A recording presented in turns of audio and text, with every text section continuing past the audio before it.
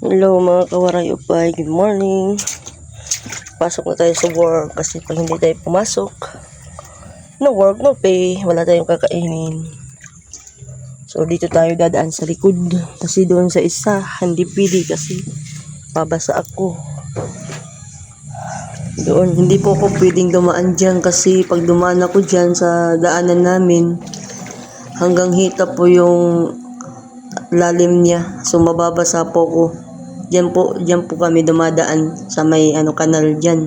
Lagpas hita po yung lalim niyan. So dito tayo sa likod dadaan kasi no choice tayo, mababasa tayo. Papasok pa tayo sa work. Hindi naman po sa nagpapaawa ko mga kawaray. Ito talaga yung kalagayan namin.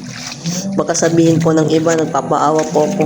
Nagpapakatotoo lang po ako. Pinapakita ko lang po kung anong buhay meron kami. So dito po tayo dadaan mga kawaray dito sa likod namin sa may CR. May maliit na daanan po dyan. Sa hirap ng buhay mga kawaray, kailangan talaga magtiis tayo. Kung magkapera man ako, unahin ko talagang magpagawa ng bahay. Yung elevated na hindi aabutin ng baha kasi yung nabili naming lupa dito, hindi namin alam. Mabaha pala talaga dito pag malakas yung ulan. So po, Kuya Meggy mga kawaray, umiiyak po siya kasi gusto talaga niyang lumabas pero wala tayong magagawa kasi baha.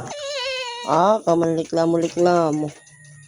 Huwag kang mag-alala Kuya Meggy, mag-iipon tayo kahit barya-barya lang hanggang sa makapagawa tayo ng bahay. Nang sa ganun ay makapaglaro ka ng maayos at hindi ka na nakakulong dyan. Huwag kang mag-alala, mag-iipon tayo Kuya. Sa ngayon, tiis-tiis lang muna tayo. Diyan ka lang muna Kuya Meggy, tiis-tiis. Papasok pa si Daddy sa work kasi pag hindi ako pumasok, wala tayong kakainin.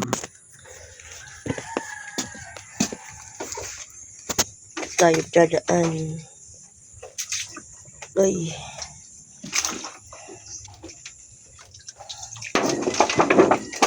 Sobrang lalim. Dito sa part na to mga kawaray ay nadulas ako. Buti na lang hindi po ako natumba.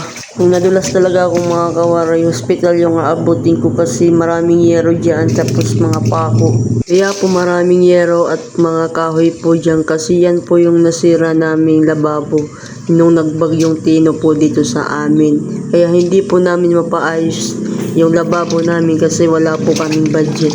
Hanggang dito na lang muna mga kawaray upay. Huwag sana kayong magsawang suportahan po ako. Paki-like po, paki-follow and share na naman po. God bless po sa inyong lahat.